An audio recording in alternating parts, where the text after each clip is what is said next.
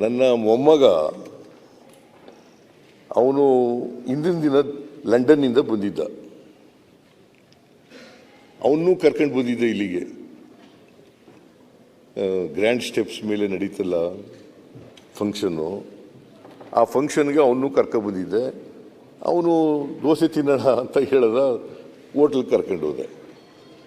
ನನಗೆ 5:15 ಪೊನ್ನಣ್ಣ ಹೇಳೋವ್ರಿಗೂ ಕೂಡ ಗೊತ್ತಿರಲಿಲ್ಲ. ಇದು ಸತ್ಯ.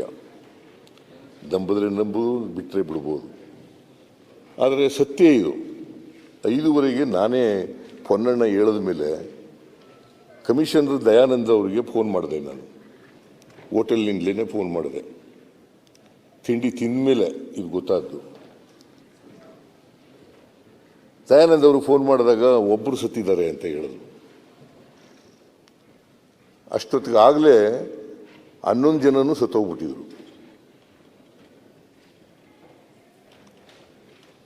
11 ಜನನೂ ಸತ್ತೋಗ್ಬಿಟ್ಟಿದ್ರು. ಆಮೇಲೆ ಭಾಳ ಚಿಕ್ಕ ವಯಸ್ಸಿನವರು, 13 ವರ್ಷದಿಂದ 29 ವರ್ಷದೊಳಗಡೆ ಇರ್ತಕ್ಕಂಥ ಅವರು 11 ಜನ.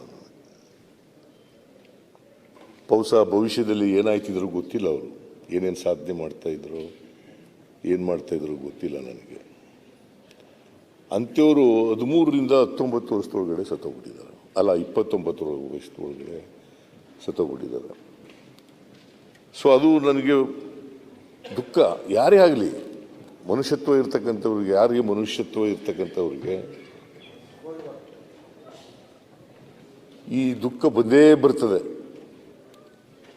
ಬರೀ ತಂದೆ ತಾಯಿಗೆ, ಅವರ ತಂದೆ ತಾಯಿಗಳಿಗಲ್ಲ, ಬೇರೆಯವ್ರಿಗೂ ದುಃಖ ಬರ್ತದೆ. ಯಾಕೆಂದರೆ ನಾನು ಅದಾದಮೇಲೆ 6:30 ಗೊತ್ತಾದ ಮೇಲೆ ನಾನು ಪರಮೇಶ್ವರ್ ಅವರಿಗೆ ಫೋನ್ ಮಾಡಿದೆ. ಅವರು ಮನೆಗೆ ಹೋಗಿದ್ದರು. ಮನೆಗೆ ಈ ಥರ 11 ಜನ ಸತ್ತೋಗ್ಬಿಟ್ಟಿದ್ದಾರೆ, ಆಸ್ಪತ್ರೆಗೆ ಹೋಗೋಣ ಬರ್ರಿ ಅಂತ ಕರೆದೆ ನಾನು. ಇಮ್ಮಿಡಿಯೇಟಾಗಿ ತಕ್ಷಣ ಬಂದರು ಅವರು, ಪರಮೇಶ್ವರ್ ಅವರು. ನಾನು ಅವರು ಆಸ್ಪತ್ರೆಗೆ ಹೋದೋ. ಆಸ್ಪತ್ರೆಯಲ್ಲಿ ನೋಡಿ ಆ ಡೆಡ್ ಬಾಡಿಗಳನ್ನ ನೋಡಿ ಬಹಳ ದುಃಖ ಆಗೋಯ್ತು.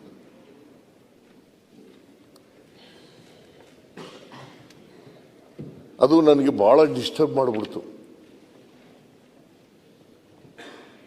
ಆಮೇಲೆ ಕೂಡಲೇ ನಾನು ಹೇಳಿದೆ, ಒಂದು ಈ ಘಟನೆ ನಡಿಬಾರ್ದಂಥ ಘಟನೆ ನಡೆದುಬಿಟ್ಟಿದೆ. ನನ್ನ ಮೊಮ್ಮಗ ಅವನು ಹಿಂದಿನ ದಿನ ಲಂಡನ್ನಿಂದ ಬಂದಿದ್ದ. ಅವನ್ನೂ ಕರ್ಕೊಂಡು ಬಂದಿದ್ದೆ ಇಲ್ಲಿಗೆ. ಗ್ರ್ಯಾಂಡ್ ಸ್ಟೆಪ್ಸ್ ಮೇಲೆ ನಡೀತಲ್ಲ ಫಂಕ್ಷನ್ನು, ಆ ಫಂಕ್ಷನ್ಗೆ ಅವನ್ನೂ ಕರ್ಕೊಂಡ್ಬಂದಿದ್ದೆ. ಅವನು ದೋಸೆ ತಿನ್ನೋಣ ಅಂತ ಹೇಳ್ದ, ಹೋಟ್ಲಿಗೆ ಕರ್ಕೊಂಡು ಹೋದೆ. ನನಗೆ 5:15 ಪೊನ್ನಣ್ಣ ಹೇಳೋವ್ರಿಗೂ ಕೂಡ ಗೊತ್ತಿರಲಿಲ್ಲ. ಇದು ಸತ್ಯ. ನಂಬಿದ್ರೆ ನಂಬೋದು, ಬಿಟ್ಟರೆ ಬಿಡ್ಬೋದು. ಆದರೆ ಸತ್ಯ ಇದು.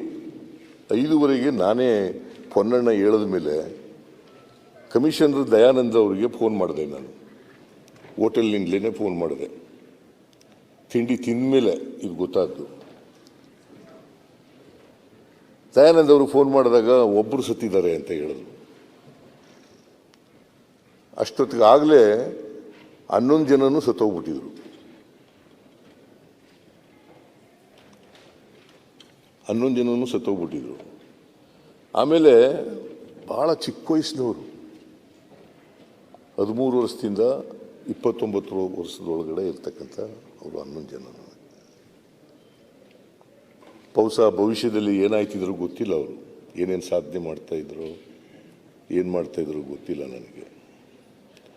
ಅಂಥವರು 13ರಿಂದ 19 ವರ್ಷದೊಳಗಡೆ ಸತ್ತೋಗ್ಬಿಟ್ಟಿದ್ದಾರೆ. ಅಲ್ಲ, 29 ವರ್ಷದೊಳಗಡೆ ಸತ್ತೋಗ್ಬಿಟ್ಟಿದ್ದಾರೆ.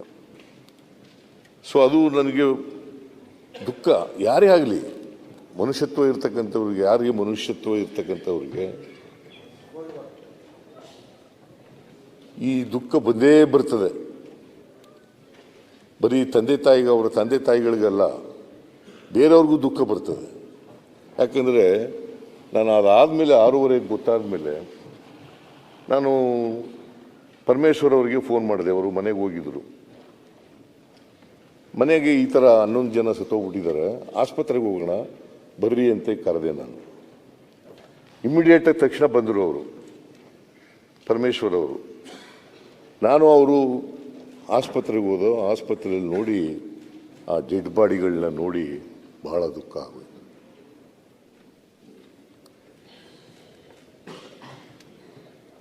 ಅದು ನನಗೆ ಭಾಳ ಡಿಸ್ಟರ್ಬ್ ಮಾಡಿಬಿಡ್ತು. ಆಮೇಲೆ ಕೂಡಲೇ ನಾನು ಹೇಳಿದೆ, ಒಂದು ಈ ಘಟನೆ ನಡಿಬಾರದಂಥ ಘಟನೆ ನಡೆದುಬಿಟ್ಟಿದೆ. ಹೆಚ್ಚಿನ ವಿಡಿಯೋಗಳಿಗೆ ಪ್ರತಿಧ್ವನಿ ಯೂಟ್ಯೂಬ್ ಚಾನೆಲ್ ಸಬ್ಸ್ಕ್ರೈಬ್ ಮಾಡಿ, ಬೆಲ್ ಐಕಾನ್ ಕ್ಲಿಕ್ ಮಾಡಿ.